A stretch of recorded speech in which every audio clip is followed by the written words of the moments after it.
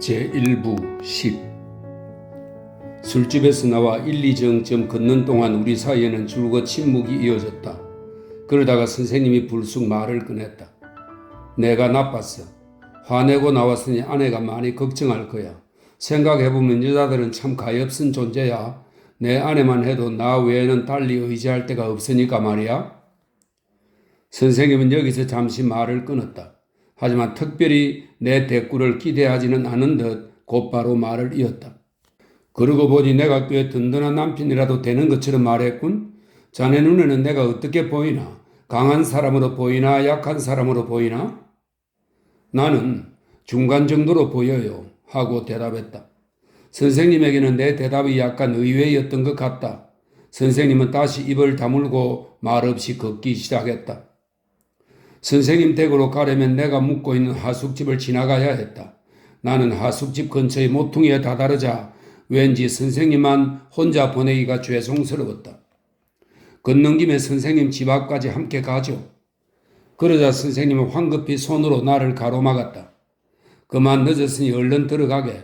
나도 곧장 집으로 들어갈 걸세. 만하님을 위해서 말이야.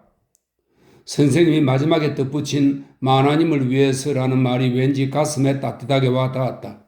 나는 그 말 때문에 방으로 들어가 안심하고 잠자리에 들 수 있었다. 그 뒤로도 오랫동안 만하님을 위해서라는 말을 잊지 않았다. 그것으로 선생님과 사모님 사이에서 일어난 다툼이 사소한 것임을 알 수 있었다. 나는 그 뒤로 문지방이 닳도록 그 집을 드나들면서 그런 다툼이 흔치 않은 일이라는 것을 짐작할 수 있었다. 게다가 선생님은 어느 날인가 내게 이런 속내까지 비쳤다. 내가 이 세상에서 아는 여자라고는 단 한 사람뿐일세. 아내 이외에는 거의 여자로 보이지 않더라고. 아내도 나를 하늘 아래 단 한 명뿐인 남자로 생각하고 있지. 그런 의미에서 보면 가장 행복하게 맺어졌어야 할 한 쌍이었지. 그 전후의 이야기는 기억나지 않으므로 선생님이 무엇 때문에 내게 그런 신경을 들려주었는지 분명치는 않다. 하지만 선생님의 태도가 진지하고 말투가 차분했다는 것은 지금도 기억하고 있다. 단 그때 내 귀에 이상하게 들린 것은 행복하게 맺어졌어야 할 한 쌍이었지라는 마지막 구절이었다. 어째서 선생님은 행복하게 맺어진 한 쌍이라고 하지 않고 행복하게 맺어졌어야 할 한 쌍이라고 했을까? 나로서는 그 점이 의문이었다. 특히 그 부분을 힘주어 말한 선생님의 어투가 마음에 걸렸다. 선생님은 정말 행복한 걸까? 아니면 행복해야 한다고 생각하는데 그다지 행복하지 않은 걸까? 나는 그런 의문을 품지 않을 수 없었다. 하지만 그 의문은 이내 어딘가에 묻혀버리고 말았다. 얼마 후 선생님 댁에 찾아간 나는 마침 선생님이 외출 중이어서 사모님과 단둘이 대화를 나누게 되었다. 그날 선생님은 요코하마에서 출항하는 배를 타고 외국으로 나가는 친구를 신바시까지 배웅하러 나가고 없었다. 당시 요코하마에서 배를 타는 사람은 대개 신바시에서 아침 8시 반에 출발하는 기차를 탔다. 나는 어떤 책에 대해 여쭈어볼 게 있어 선생님과 미리 약속한 대로 9시에 방문했다. 선생님이 신바시까지 나간 것은 전날 일부러 작별 인사를 하러 집까지 찾아온 친구에 대한 예의로 그날 갑자기 생긴 일이었다. 선생님은 곧 돌아올 테니 기다리고 있으라는 말을 남기고 나갔다. 그래서 나는 거실에 앉아 선생님을 기다리는 동안 사모님과 이야기를 나누게 되었다. 11. 그 당시 나는 이미 대학생이었다. 처음 선생님 댁을 찾아갔던 때에 비하면 훨씬 어른스러워진 느낌이었다. 그때는 사모님과도 꽤 친해진 뒤였다. 사모님에 대해 어떤 거북함도 없던 나는 편하게 마주 앉아 이런저런 이야기를 나누었다. 하지만 특별할 게 없는 평범한 대화였기에 그 내용은 거의 기억나지 않는다. 그 가운데 유일하게 귀담아 들은 이야기가 있다. 그런데 그 이야기를 하기 전에 미리 밝혀둘 것이 있다. 선생님이 대학을 졸업했다는 것은 처음부터 알고 있었다. 하지만 선생님이 아무것도 하지 않고 세월만 보내고 있다는 것은 도쿄로 돌아오고 얼마 지나지 않아 알게 되었다.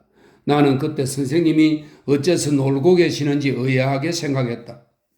선생님은 세상에 전혀 이름을 드러내지 않는 분이었다. 그러므로 선생님과 친밀하게 지내고 있는 나 외에는 선생님의 학문이나 사상에 경의를 표하는 사람이 아무도 없었다. 나는 항상 그 점이 안타깝다고 했다. 그럴 때마다 선생님은 나 같은 사람이 세상에 나가 떠들어대는 건 죄일세 라고만 할 뿐 더는 대꾸하지 않았다. 내게는 그 말이 겸손을 넘어 오히려 세상사에 냉담한 것처럼 들렸다. 실제로 선생님은 가끔 저명인사가 된 옛날 동창생들의 이름을 대며 신랄하게 비난할 때가 있었다. 그래서 나는 그 모순된 행동에 대해 노골적으로 거론해 보았다. 그것은 반항의 의미라기보다 세상 사람들이 선생님의 가치를 모른 채 태연히 지내는 게 안타까웠기 때문이다. 그때 선생님은 차분한 어조로 나는 세상에 나가 활동할 만한 자격이 없는 사람이니 어쩔 수 없네 라고 했다. 선생님의 얼굴에는 깊은 주름이 선명하게 새겨졌다. 나는 그 표정의 의미가 절망인지 불만인지 비애인지 알 수 없었지만 어쨌든 무엇라 대꾸할 수 없을 정도로 강렬한 것이었기에 더는 말을 꺼낼 엄두도 내지 못했다. 사모님과 이야기를 나누다 보니 우리의 화제는 자연히 선생님에 관한 일로 옮겨졌다. 선생님은 왜 그렇게 집에서 사색하거나 책만 보시고 세상에 나가 일하지 않는 거죠? 그분은 힘들어요. 그런 걸 싫어하니까요? 그러니까 하찮은 일로 생각하고 계신다는 말씀인가요? 그렇다기보다는 여자인 제가 뭘 알겠습니까만 아마 그런 건 아닐 거예요. 무언가 하고 싶어 할 거예요. 그런데 할 수 없는 거죠. 그러니까 저도 안타까워요. 하지만 선생님은 특별히 편찮으신 데도 없이 건강하시잖아요? 건강하고 말고요. 아무런 지병도 없어요. 그런데 왜 활동을 못 하시는 거죠? 저도 그 이유를 모르겠어요. 그걸 안다면 이렇게 걱정하고 있지는 않겠죠? 그걸 모르니까 더 안타까운 거예요. 사모님의 말투에는 남편에 대한 진한 동정이 깃들어 있었다. 그런데도 입가에는 미소를 띠고 있었다. 얼굴 표정으로 보자면 오히려 내가 더 진지했다. 나는 심각한 얼굴로 침묵을 지키고 있었다. 그러자 사모님이 문득 생각난 듯 입을 열었다. 젊었을 때는 그렇지 않았어요. 그때는 전혀 달랐죠. 그러던 사람이 완전히 변해버렸어요. 젊었을 때라면 언제를 말씀하시는 건가요? 하고 내가 물었다. 학생 시절이요. 학생 때부터 선생님과 알고 지내신 거예요? 사모님 얼굴이 갑자기 발그스름하게 물들었다. 12. 사모님은 도쿄 출신이었다. 그 점은 예전에 선생님에게도 사모님 자신에게도 들어서 알고 있었다. 사모님은 사실 순수한 도쿄 사람은 아니에요 라고 말했다. 사모님의 모친은 도쿄가 아닌 에도로 불리던 무렵에 이치카야에서 태어난 분이지만 부친이 도토리인가 어딘가는 지방 출신이라서 사모님은 농담처럼 그렇게 말했던 것이다. 그런데 선생님은 그와는 동떨어진 니가타 현 사람이었다. 그러므로 사모님이 선생님의 학창시절을 알고 있는 게 고향과 상관이 없다는 것만은 분명했다. 하지만 발그스름한 얼굴을 한 사모님이 더 이상 이야기를 하고 싶어 하지 않는 것 같아 나도 더는 캐묻지 않았다. 선생님을 처음 알게 된 뒤부터 선생님이 돌아가실 때까지 나는 여러 방면으로 선생님의 사상이나 정서에 접근해 보았지만 결혼 당시의 상황에 대해서는 거의 듣지 못했다. 한때는 그것을 선의로 해석하기도 했다. 나이 든 선생님이 젊은 사람에게 달콤한 신혼생활의 추억을 들려주기가 쑥스러워 일부러 삼가는 거라고 생각했다. 또 어떤 때는 그것을 부정적으로 받아들이기도 했다. 선생님이나 사모님 모두 나보다 한 세대 이전의 관습 속에서 자랐기 때문에 그런 애정 문제를 솔직하게 털어놓을 용기가 없는 거라고 생각했다. 물론 어느 쪽이든 나의 추측일 뿐이다. 그리고 그 추측의 밑바닥에는 두 분의 결혼 배경에 화려한 로맨스가 존재할 것이라는 가정이 깔려 있었다. 나의 가정은 역시 빗나가지 않았다. 하지만 나는 단지 사랑의 한 단면만을 상상한 것에 불과했다. 선생님의 아름다운 연애 뒤에는 엄청난 비극이 도사리고 있었다. 그리고 그 비극이 선생님에게 얼마나 참혹한 것이었는지 배우자인 사모님조차 전혀 알지 못했다. 사모님은 지금까지도 그런 사실을 모르고 있다. 선생님은 사모님에게 끝내 밝히지 않고 세상을 떠났다. 선생님은 사모님의 행복을 파괴하기 전에 먼저 자신의 생명을 파괴하고 말았다. 나는 지금 그 비극에 대해 아무 말도 하지 않겠다. 그 비극에서 비롯되었다고 할 수도 있는 두 분의 연애에 대해서는 앞서 말한 대로다. 두 분 모두 내게 아무런 이야기도 해주지 않았다. 사모님은 매사에 조심스러워서, 선생님은 그 이상의 심오한 이유 때문에. 다만 한 가지 기억에 남는 일이 있다. 꽃이 만발한 어느 날 나는 선생님과 함께 우에노 공원에 갔다. 그리고 그곳에서 아름다운 남녀 한 쌍을 보았다. 그들은 정답게 찰싹 달라붙어 꽃나무 아래를 걷고 있었다. 장소가 장소인 만큼 꽃보다도 그들에게 눈길을 보내는 사람들이 많았다. 신혼 부부인 모양이군 하고 선생님이 말했다. 사이가 좋아 보이네요 하고 내가 대꾸했다. 선생님은 쓴웃음조차 짓지 않고 두 남녀가 보이지 않는 쪽으로 발길을 돌렸다. 그러고는 내게 이렇게 물었다. 자네는 사랑을 해본 적이 있나? 나는 없다고 대답했다. 사랑을 해보고 싶지 않나? 나는 아무 말도 하지 않았다. 물론 해보고 싶을 테지. 네. 자네는 지금 저 남녀를 보고 놀리듯이 말했지. 자네의 말투 속에는 사랑을 원하면서도 상대를 구하지 못한 불만이 담겨 있네. 제 말투가 그랬습니까? 그렇더군. 만족할 만한 사랑을 하고 있다면 좀 더 따뜻한 목소리로 말했을 테지. 하지만 자네 알고 있나? 사랑은 죄악이야. 나는 너무 놀라서 아무런 대답도 하지 못했다. 13. 우리는 군중 속에 있었다. 사람들은 모두 즐거운 듯한 표정이었다. 그것을 빠져나와 꽃도 사람도 보이지 않는 숲속에 들어갈 때까지는 같은 화제를 꺼낼 기회가 없었다. 숲에 들어섰을 때 내가 불쑥 물었다. 정말로 사랑은 죄악입니까? 죄악이지, 분명히. 선생님의 목소리는 조금전과 마찬가지로 흔들림이 없었다. 왜 그렇죠? 왜 그런지는 조만간 알게 될 걸세. 아니, 이미 알고 있을 거야. 자네는 오래전부터 사랑의 마음이 흔들리고 있지 않았나? 나는 일단 내 안을 들여다보았다. 역시 내 안은 텅 비어 있었다. 짐작될 만한 것은 아무것도 없었다. 제게는 특별히 떠오르는 일이 없는데요. 그렇다고 제가 선생님과 무언가 숨기고 있는 것도 아니고요. 대상이 없으니까 흔들리는 걸세. 있으면 안정될 거라고 생각해 계속 찾아다니고 있는 거지. 지금은 별로 흔들리고 있지 않습니다. 자네는 심적으로 무언가 부족하니까 나를 찾아오는 게 아닌가? 그럴지도 모릅니다. 하지만 그건 사랑하고는 다릅니다. 사랑을 이루는 단계지. 이성을 껴안기 위한 과정에서 먼저 동성이 나를 찾아오는 걸세. 제 생각에 그 두 가지는 전혀 성질이 다른 것 같습니다. 아니, 똑같은 걸세. 나는 남자라서 자네를 만족시켜 줄 수는 없다네. 더구나 어떤 특별한 사정까지 있어 더더욱 자네를 만족시켜 주지 못하고 있네. 나도 사실 그 점을 안타깝게 생각하고 있지. 자네가 나 아닌 다른 곳으로 마음이 움직이더라도 어쩔 수 없는 일이지. 나는 오히려 그러길 바라고 있네. 하지만 나는 왠지 슬퍼졌다. 제가 부득이하게 선생님 곁을 떠날지도 모르겠지만 아직은 그런 생각을 해본 적이 없습니다.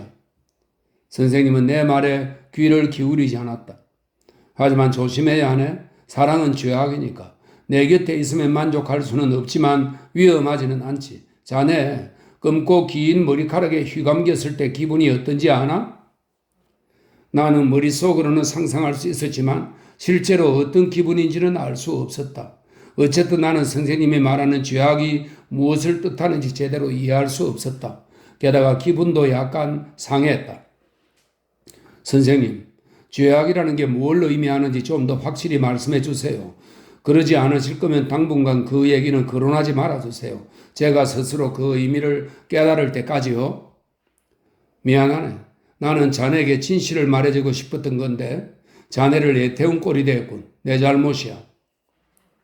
선생님과 나는 박물관 뒤편에서 우구이스탄이 쪽으로 말없이 걸음을 옮겼다. 울타리 틈새로 넓은 정원의 한쪽에 우거진 얼룩 조릿대가 그윽해 보였다. 자네는 내가 왜 다다리 조시가야에 묻힌 친구의 묘를 찾아가는지 알고 있나? 선생님의 질문은 너무도 뜻밖이었다. 하지만 선생님은 내가 그 질문에 대답할 수 없다는 것도 잘 알고 있었다. 나는 잠시 아무런 대꾸도 하지 않았다. 그러자 선생님은 그제야 알았다는 듯 이렇게 말했다. 내가 또 실수했네. 자네를 애태운 게 미안해서 설명해 주려고 했는데 그 설명이 또 자네를 애태우게 만드는군? 아무래도 안 되겠어. 그 얘기는 이쯤에서 끝내지. 아무튼 사랑은 죄악이야. 알겠나? 그리고 신성한 것이지. 나는 점점 더 선생님의 말을 이해할 수 없게 되었다. 하지만 선생님은 더 이상 사랑에 대해 언급하지 않았다. 14. 한창 젊은 나는 자칫 외골수로 빠져들기 쉬웠다. 적어도 선생님의 눈에는 그렇게 비친 것 같았다. 내게는 학교 강의보다 선생님과의 대화가 더 유익했다. 교수님의 견해보다도 선생님의 사상이 더 큰 도움이 됐다. 결론적으로 말하면 교단에 서서 나를 지도해주는 저명한 사람들보다 그저 혼자서 조용히 지내는 선생님이 더 훌륭해 보였던 것이다. 너무 과대평가하지 말게 하고 선생님이 말했다. 충분히 심사숙고하고 내린 결론입니다. 나는 충분히 자신이 있었지만 선생님은 인정하지 않았다. 자네는 열기에 들떠 있는 거야. 그 열기가 식으면 금방 실증을 내겠지. 자네가 그토록 높이 평가해주니 내 마음이 편치 않군. 하지만 앞으로 자네에게 일어날 변화를 생각하면 더욱 마음이 괴롭다네. 저를 그렇게 경박한 사람이라고 생각하세요? 제가 그 정도로 미덥지 않으시나요? 나는 그저 자네가 안타까운 걸세. 안타깝지만 신뢰할 수는 없다는 말씀인가요? 선생님은 곤혹스러운 듯 정원 쪽으로 고개를 돌렸다. 얼마 전까지 그 정원의 강렬한 붉은 빛을 점점이 수놓았던 동백꽃은 어느덧 한 송이도 보이지 않았다. 선생님은 거실에서 그 동백꽃을 자주 내다보곤 했다. 특별히 자네만 믿지 않는 건 아닐세. 모든 인간들을 믿지 않는 거지. 그때 산 울타리 너머에서 금붕어 장소의 목소리가 들렸다. 그 외에는 아무런 소리도 들리지 않았다. 큰 길에서 이정이나 들어와 있는 골목길은 생각보다 조용했다. 집 안은 언제나처럼 고요했다. 나는 옆방에 사모님이 있다는 것을 알고 있었다. 내 말소리가 묵묵히 바느질이나 다른 무언가를 하고 있는 사모님의 귀에 들린다는 것도 알고 있었다. 하지만 나는 그런 사실을 까맣게 잊고 말았다. 그럼 사모님도 믿지 않으시나요? 하고 선생님에게 물었다. 선생님은 약간 불안한 표정을 보이며 직접적인 대답을 피했다. 나는 나 자신도 믿지 않는다네. 말하자면 자신을 믿지 못하니까 남도 믿지 못하게 된 거지. 그저 나 자신의 저주스러울 뿐일세. 그렇게 어렵게 생각하면 누구도 자신에 대해 확신할 수 없을 겁니다. 아니, 생각만 한 게 아니라 직접 경험한 걸세. 그 일로 많이 놀랐지. 그리고 난이 상당히 두려워지더군. 나는 좀 더 구체적으로 이야기를 듣고 싶었다. 그런데 장지문 뒤에서 여보, 여보 하고 선생님을 부르는 사모님의 목소리가 들렸다. 선생님은 두 번째로 부르는 소리에 왜 그래? 하고 대답했다. 사모님은 잠깐만요 하고 선생님을 옆방으로 불러들였다. 나는 그 뒤로 두 분 사이에 무슨 대화가 오갔는지 알지 못한다. 그것을 상상할 틈도 없이 선생님은 금방 다시 거실로 돌아왔다. 어쨌든 나를 너무 믿지 말게. 언젠가 후회할 테니까. 그러면 자신이 기만당한 것에 대한 보복으로 끔찍한 복수를 하게 될지도 모르네. 그건 무슨 뜻이죠? 예전에 그 사람 앞에 무릎을 꿇었던 기억이 이번에는 그 사람의 머리 위에 다리를 올려놓게 만든다네. 나는 훗날 모욕을 당하지 않으려고 지금의 존경을 물리치려는 걸세. 훗날 지금보다 더한 외로움을 참기보다 지금의 외로움을 참으려고 하네. 자유와 독립과 자아로 가득 찬 시대에 태어난 우리는 그 대가로 모두 이런 외로움을 맛볼 수밖에 없네. 나는 그렇게 각오하고 있는 선생님에게 무슨 말을 해야 할지 몰랐다. 15. 그 후 나는 사모님의 얼굴을 볼 때마다 마음에 걸렸다. 선생님은 사모님에 대해서도 언제나 그런 태도로 일관하는 걸까? 만약 그렇다면 사모님은 그런 태도에 만족하고 있을까? 사모님의 모습만으로는 만족하는지 어떤지 판단할 수 없었다. 나는 그것을 판단할 만큼 사모님과 가깝게 지낼 기회가 없었으니까. 그리고 사모님은 나를 대할 때마다 언제나 한결같은 모습이었으니까. 또한 사모님과 나는 선생님과 함께한 자리가 아니면 좀처럼 얼굴을 마주할 수 없었으니까. 내가 궁금하게 생각한 것은 그 외에도 또 있다. 인간에 대한 선생님의 그 확신은 어떻게 생겨난 것일까? 냉철한 눈으로 스스로를 반성하고 시대적 흐름을 관찰한 결과인가? 선생님은 자리에 앉아서 생각하는 성격이었다. 선생님처럼 명석하기만 하면 가만히 앉아서도 자연스레 그런 확신을 갖게 되는 것인가? 아무래도 그런 것만은 아닌 듯 했다. 선생님의 확신은 살아 움직이는 듯 했다. 불에 탄 뒤에 차갑게 식어버린 석조 가옥과는 다른 느낌이었다. 내 눈에 비친 선생님은 틀림없는 사상가였다. 하지만 그 사상가가 쌓아올린 이념의 밑바닥에는 강렬한 체험이 자리하고 있는 듯 했다. 자신과 동떨어진 타인의 경험이 아니라 자기 자신이 뼈에 사무치게 맛본 실제적인 경험, 피가 끓어오르고 맥박이 멈출 정도의 쓰라린 경험이 가슴속 깊이 자리하고 있는 듯 했다. 이것은 나 혼자 멋대로 추측한 게 아니다. 선생님 스스로 이미 그렇다고 고백했다. 단 그 고백은 뭉게구름 같은 것이었다. 정체를 알 수 없는 두려움이 내 머리 위를 뒤덮었다. 그리고 어째서 그것을 두려워하는지 나 자신도 알지 못했다. 선생님의 고백은 안개처럼 흐릿했다. 그런데도 내 마음을 뒤흔들어 놓았다. 나는 선생님의 그런 인생관의 기점에 어떤 강렬한 연애 사건이 존재한다고 가정해 보았다. 물론 선생님과 사모님 사이에서 일어난 사건이다. 1절에 선생님이 사랑은 죄악이라고 했던 말을 되짚어 보니 그것이 약간의 실마리가 되기도 했다. 하지만 선생님은 실제로 사모님을 사랑한다고 했다. 그렇다면 두 분의 사랑에서 그런 염세에 가까운 생각이 나올 리는 없었다. 예전에 그 사람 앞에 무릎을 꿇었던 기억이 이번에는 그 사람 머리 위로 다리를 올려놓게 만든다네 라는 선생님의 말은 현대를 살아가는 일반인에게 적용되는 말일 뿐 선생님과 사모님에게 해당되는 말은 아닌 듯 했다. 조시가야에 있는 내가 모르는 누군가의 묘, 그 묘도 이따금 내 머릿속에 떠올랐다. 나는 그것이 선생님과 깊은 인연이 있는 묘라는 것을 알고 있었다. 선생님에게 가까이 다가가고 있으면서도 가까워질 수 없었던 나는 선생님의 머릿속에 삶의 일부분으로 존재하는 그 묘를 내 머릿속에도 받아들였다. 하지만 나에게 그 묘는 죽은 존재일 뿐이었다. 두 분 사이에 놓인 생명의 문을 여는 열쇠가 되지는 못했다. 오히려 두 분 사이에 서서 자유로운 왕래를 방해하는 요물처럼 여겨졌다. 그러던 어느 날 또다시 사모님과 마주 앉아 이야기를 나눌 기회가 생겼다. 그날은 해가 짧아지는 조급한 가을을 모두가 아쉬워하는 제법 쌀쌀한 날이었다. 그 무렵 선생님 댁 부근에서 사나흘 연속해 도난 사건이 발생했다. 모두 초저녁에 일어난 일이었다. 귀중한 물건을 도난당한 집은 거의 없었지만 도둑이 든 집들은 한결같이 무언가를 잃어버렸다. 사모님은 무척 불안해했다. 그런 와중에 선생님이 밤에 외출해야 할 일이 생겼다. 지방 병원에서 근무하는 고향 친구가 상경해 선생님은 다른 친구들 두세 명과 함께 식사를 하기로 했던 것이다. 선생님은 내게 사정을 이야기하고 당신이 돌아올 때까지 집을 봐달라고 했다. 나는 흔쾌히 받아들였다. 16. 내가 선생님 댁에 도착한 것은 아직 등불을 켤까 말까 한 해질녘이었는데 마음이 급한 선생님은 벌써 나가고 집에 없었다. 사모님은 약속 시간에 늦으면 안 된다며 방금 전에 나가셨어요 라고 말하고는 나를 선생님의 서재로 안내해 주었다. 서재는 책상과 의자 외에도 책장의 유리문 너머에 나란히 꽂힌 수많은 서적들이 전등 불빛에 고운 가죽책 등을 드러내고 있었다. 사모님은 내게 화로 앞에 놓인 방석에 앉으라고 권한 뒤 잠시 저기 있는 책이라도 읽고 계세요 하며 양해를 구하고 밖으로 나갔다. 나는 주인이 돌아오기를 기다리는 손님 대접을 받는 것 같아 마음이 불편했다.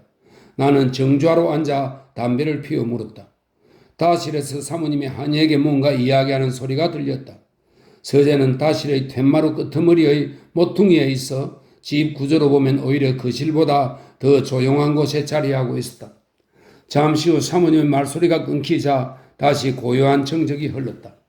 나는 도둑을 기다리는 심정으로 가만히 앉아 주변의 인기척에 귀를 기울였다. 30분쯤 지나자 사모님이 다시 서재에 얼굴을 내밀었다.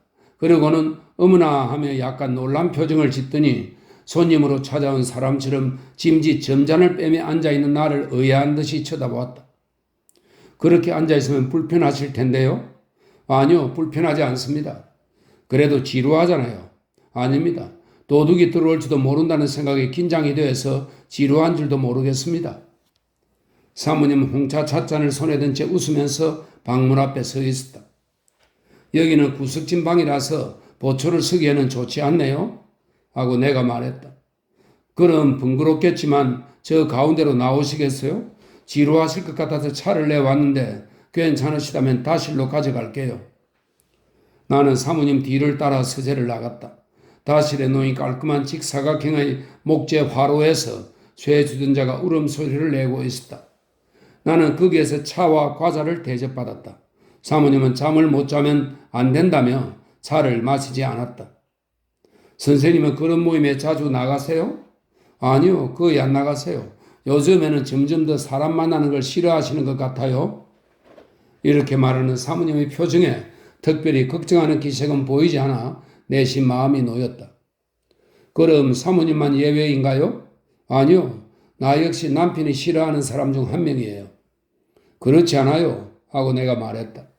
사모님도 그렇지 않다는 걸 알면서 그렇게 말씀하시는 거겠죠? 그런가요? 제가 보기엔 사모님을 좋아하시니까 세상 사람들이 싫어지신 것 같아요. 공부하는 분이라서 그런지 듣기 좋게 둘러대기도 잘하시네요. 그와 비슷한 논리로 세상이 싫어져서 저까지 싫어졌다고 할 수도 있지 않을까요? 그렇게 생각할 수도 있겠지만 이 경우에는 제 생각이 맞습니다. 논쟁은 싫어요. 남자들은 무엇가 그렇게 재밌는지 툭하면 논쟁을 벌이더군요. 아무런 결론도 없는 얘기를 어쩜 그렇게 지치지도 않고 주고받을 수 있는지 모르겠어요. 사모님의 말은 약간 매서웠다. 하지만 어감은 여전히 부드러웠다. 사모님은 자신의 생각을 상대에게 인정받고 거기서 자부심을 느낄 만큼 현대적인 분이 아니었다. 그보다는 깊은 곳에 자리하고 있는 자신의 마음을 더 소중히 여기시는 것 같았다. 17. 아직 사모님에게 묻고 싶은 말이 더 있었다. 하지만 사모님 눈에 쓸데없이 논쟁거리나 찾는 사내로 비치면 곤란할 것 같아 쉽게 말을 꺼내지 못했다. 사모님은 다 비운 홍차 찻잔을 말없이 들여다보고 있는 내 기분을 달래주듯 한 잔 더 드릴까요? 하고 물었다. 나는 곧바로 찻잔을 사모님에게 건넸다. 몇 개요? 하나? 둘? 각설탕을 집어든 사모님은 내 얼굴을 보며 묘한 말투로 찻잔 속에 넣을 설탕의 개수를 물었다. 사모님의 태도는 교태를 부린다고 할 정도는 아니었지만 조금 전의 매서운 말을 애써 떨어내리는 듯 애교가 넘쳤다. 나는 말없이 차를 마셨다. 잔을 비운 뒤에도 계속 침묵을 지켰다. 꽤 말이 없으시네요? 하고 사모님이 말했다. 무언가 얘기하면 또 논쟁하려고 든다고 꾸짖으실 것 같아서요? 하고 내가 대답했다. 설마? 사모님의 그 말이 실마리가 되어 다시 대화가 오가기 시작했다. 화제는 또다시 우리의 공통 관심사인 선생님으로 이어졌다. 사모님, 아까 그 얘기에 대해 좀 더 여쭤봐도 되겠습니까? 사모님은 그저 둘러댄 말로 들으셨는지 모르겠지만 저는 근성으로 한 말이 아니거든요. 그럼 말씀하세요. 만약 사모님이 갑자기 사라지신다면 선생님이 지금처럼 살아가실 수 있을까요? 그야 저도 모르죠. 그런 건 선생님한테 직접 여쭤봐야 하지 않을까요? 제가 답변할 수 있는 질문이 아니에요. 사모님, 저는 진지하게 묻는 겁니다. 그러니까 피하지 마시고 솔직하게 대답해 주세요. 사실이에요. 솔직히 저도 잘 모르겠어요. 그럼 사모님은 선생님을 어느 정도나 사랑하고 계신 겁니까? 이건 선생님보다는 사모님에게 적당한 질문이니까 여쭙는 겁니다. 그런 건 굳이 묻지 않아도 되지 않을까요? 다 알고 있는 것이니 새삼스레 물을 필요가 없다는 말씀입니까? 네, 그래요. 그 정도로 선생님에게 충실한 사모님이 갑자기 사라진다면 선생님은 어떻게 되실까요? 세상의 어느 것에도 흥미를 못 느끼시는 선생님은 사모님이 갑자기 사라지시면 어떻게 되겠어요? 선생님의 생각을 묻는 게 아니라 사모님의 생각을 묻는 겁니다. 사모님이 보시기에 선생님은 행복해지실까요? 불행해지실까요? 제 생각은 이래요. 선생님은 그렇게 생각하지 않을지도 모르지만 선생님은 저와 떨어지면 불행해지실 뿐이에요. 어쩌면 살아갈 수 없을지도 몰라요. 그게 저만의 착각인지는 모르겠지만 저는 지금 선생님을 인간으로서 최대한 행복하게 해드리고 있다고 믿어요. 어느 누구도 저만큼 선생님을 행복하게 해드릴 수는 없다고 확신해요. 그렇기 때문에 이렇게 살고 있는 거예요. 그런 믿음이 선생님에게도 충분히 전해졌으리라 생각합니다만 그건 별개의 문제예요. 역시 선생님이 사모님을 싫어한다는 말씀인가요? 그렇게 생각하지는 않아요. 저를 싫어하실 이유가 없는걸요. 하지만 선생님은 세상을 싫어하시잖아요. 아니, 요즘에는 세상보다도 사람을 싫어하시는 것 같아요. 저도 그 사람 중 하나인데 선생님이 좋아하실 리 없잖아요. 선생님이 자신을 싫어한다는 사모님의 말 뜻을 그제야 알아챌 수 있었다. 18. 나는 사모님의 이해력에 감탄했다. 사모님의 태도가 구식 일본 여성들과 사뭇 다르다는 점도 내게는 신선한 느낌으로 다가왔다. 게다가 사모님은 그 무렵에 한창 유행하기 시작한 이른바 신조어 따위는 거의 쓰지 않았다. 나는 여자와 진지하게 교제해본 경험이 없는 어수룩한 청년이었다. 남자로서의 나는 언제나 이성에 대한 본능으로 여자를 동경하고 있었다. 하지만 그것은 봄날의 구름을 그리워하는 것 같은 막연한 상상에 불과했다. 그 때문에 실제로 여자 앞에 서면 이따금 내 감정이 돌변하곤 했다. 나는 눈앞에 나타난 여자에게 마음이 끌리기보다는 오히려 묘한 반발심을 느꼈다. 그런데 사모님을 대할 때는 전혀 그런 마음이 들지 않았다. 일반적으로 남녀 사이를 가로막고 있는 생각의 차이도 전혀 느낄 수 없었다. 나는 사모님이 여자라는 사실을 잊고 있었다.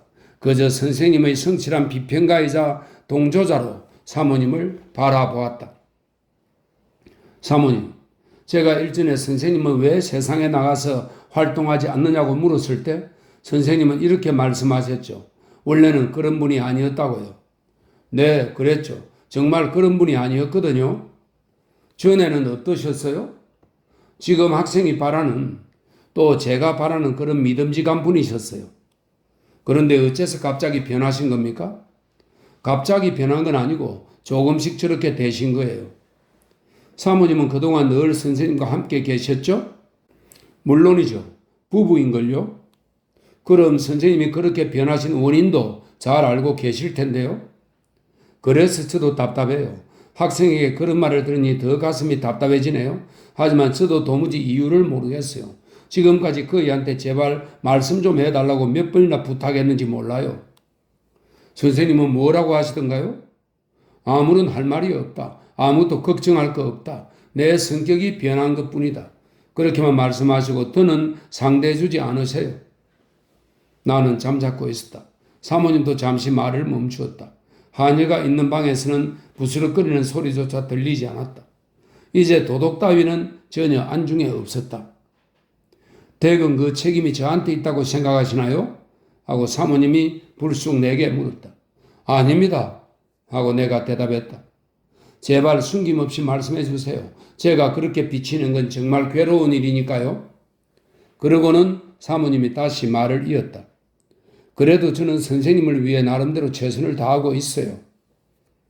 그건 선생님도 알고 계시니까 걱정하지 않으셔도 됩니다. 제가 보증하겠습니다. 사모님은 화로 안의 재를 긁어 평평하게 다듬었다. 그리고 물그릇에 담긴 찬물을 쇠 주전자에 따랐다. 쇠 주전자가 금방 울음을 멈추었다. 제가 더는 참을 수 없어서 그이한테 얘기한 적이 있어요. 제게 부족한 점이 있으면 기탄 없이 말해달라고요. 고칠 수 있는 거라면 고치겠다고요. 그러자 그이는 제가 문제가 있는 게 아니라 자신한테 문제가 있는 거라고 하더군요. 그런 말을 들으니 마음이 아파서 견딜 수가 없었어요. 제 부족한 부분이 뭔지 얘기해 주면 좋으련만. 사모님의 눈에는 눈물이 가득 고였다.